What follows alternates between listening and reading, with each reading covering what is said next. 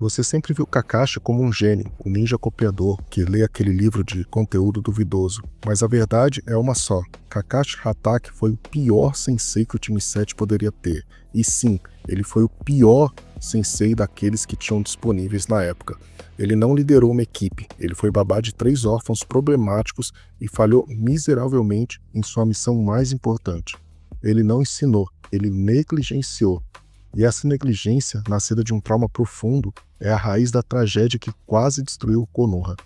O que você está prestes a ver é uma autópsia psicológica do trauma de um homem que tentou ser professor, e como a sua dor transformou o seu melhor aluno no maior vilão da história. Eu realmente não acredito que o Kakashi foi um sensei ruim porque ele quis.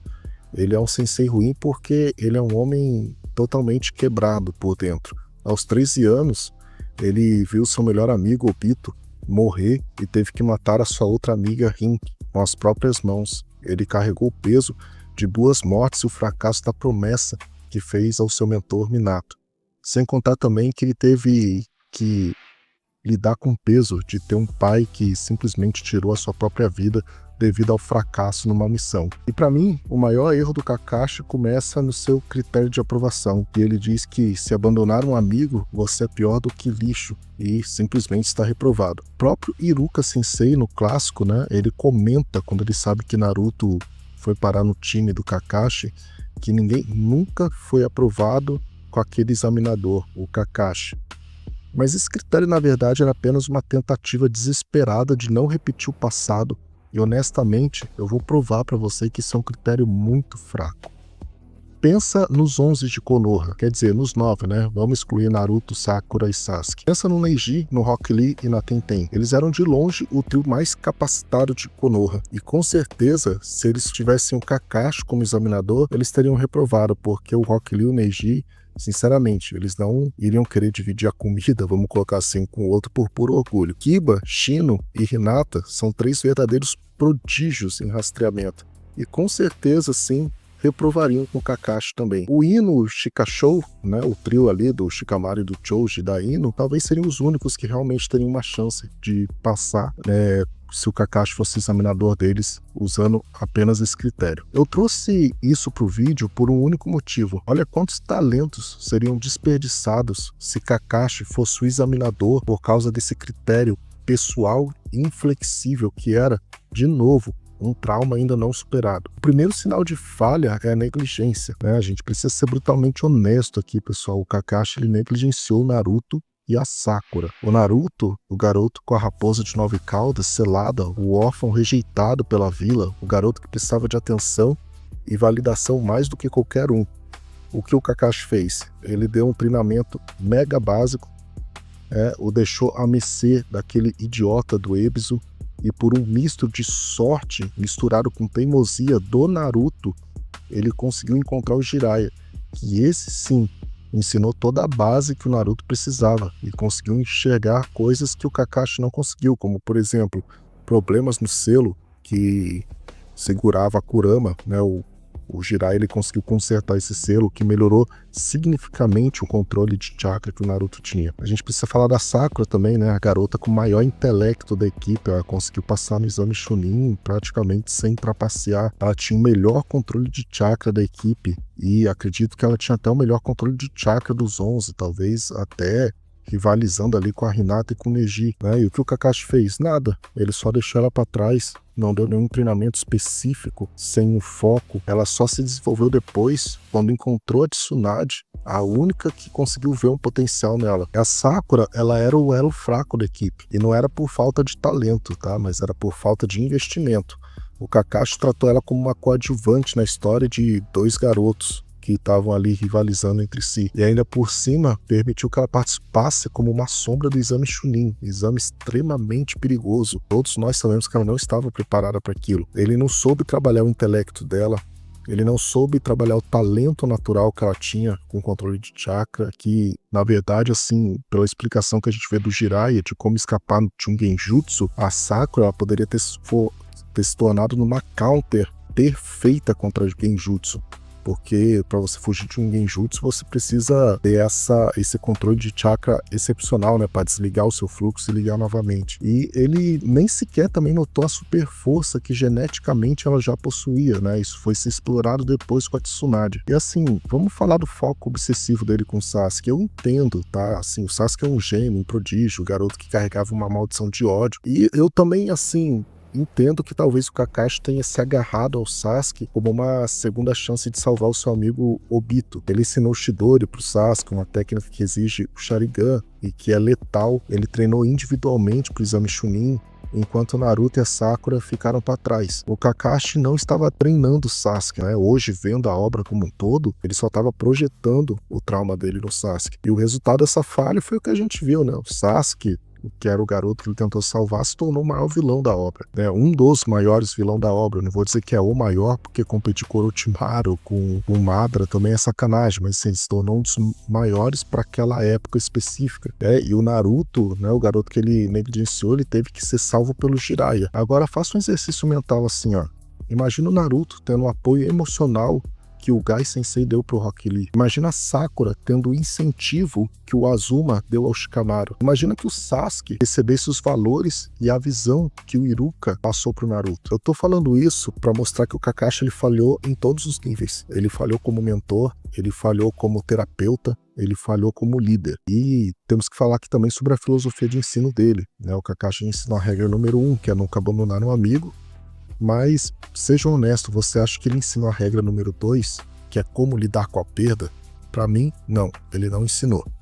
O Kakashi, para mim, ele é produto falho de um sistema falho, que é a vontade do fogo. Mas ele foi o próprio causador da sua falha. Ele tinha a escolha de ser diferente, de ser um mentor que ele nunca teve, mas ele escolheu ser traumatizado que ele era. O Kakashi é a prova viva que o trauma é uma herança que se passa de geração em geração. Vamos nos aprofundar um pouco na raiz do problema. O Kakashi não é apenas um homem que perdeu amigos, ele é um homem que falhou em proteger e que carregou a culpa da tragédia que aconteceu com o pai dele. O seu lema, de novo, é: aqueles que quebram as regras são lixo, mas aqueles que abandonam seus amigos são piores que lixo. É a regra de ouro de um homem totalmente quebrado por dentro. O lema do Kakashi não é só uma filosofia de vida, ele é uma sentença de morte para a própria felicidade. Assim, vamos fazer uma comparação brutal aqui com os outros senseis. O Jiraiya, ele viu o potencial de Naruto e treinou para ser o herói que ele é. O Gai viu o potencial do Lee e treinou ele para ser o gênio do trabalho duro.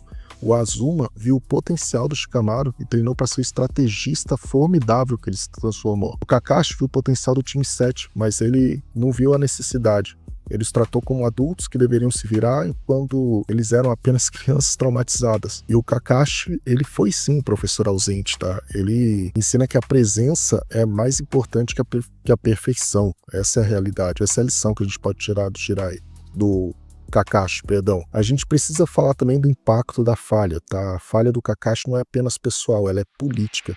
O Sasuke se tornou o vilão que ameaçou a paz de Konoha. O Naruto se tornou o herói que salvou o mundo, mas ele fez apesar do Kakashi e não por causa do Kakashi. A falha do Kakashi é a prova viva que trauma individual se torna uma crise coletiva. O Kakashi, ele ensina que o sucesso pode ser a prova do seu maior fracasso, porque sim, o Kakashi era um ninja genial, ele era um combatente genial.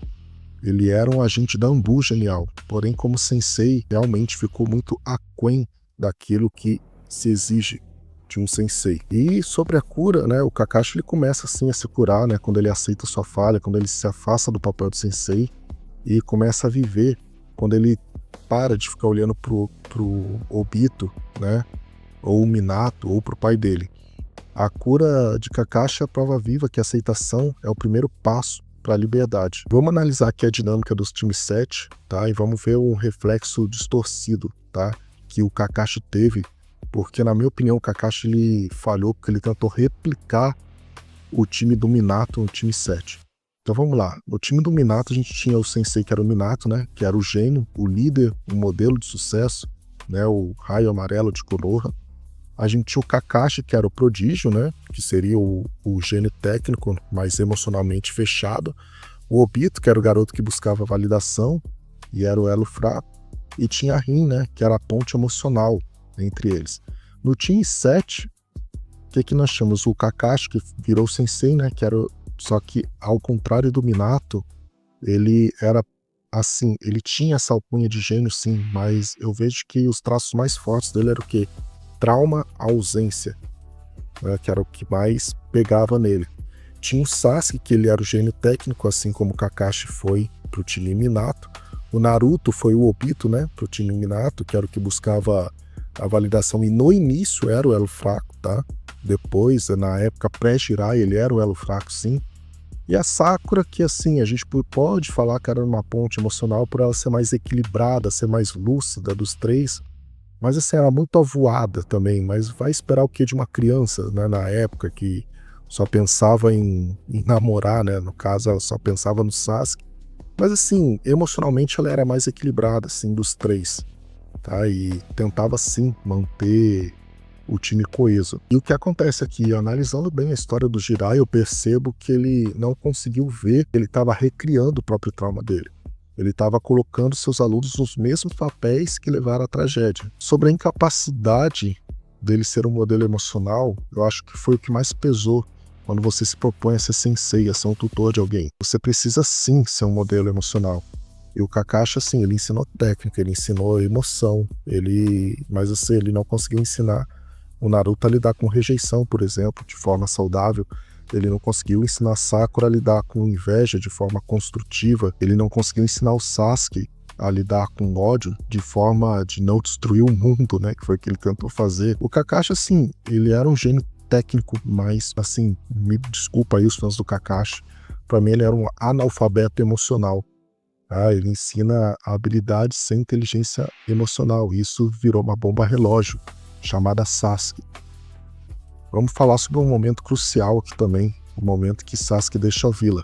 O Kakashi tenta parar, né, o Sasuke, mas ele faz assim com palavras vazias e ameaças veladas. Ele não foi eficiente nesse ponto. Ele não faz com a conexão emocional que o Sasuke precisava. O Kakashi falhou no momento crucial.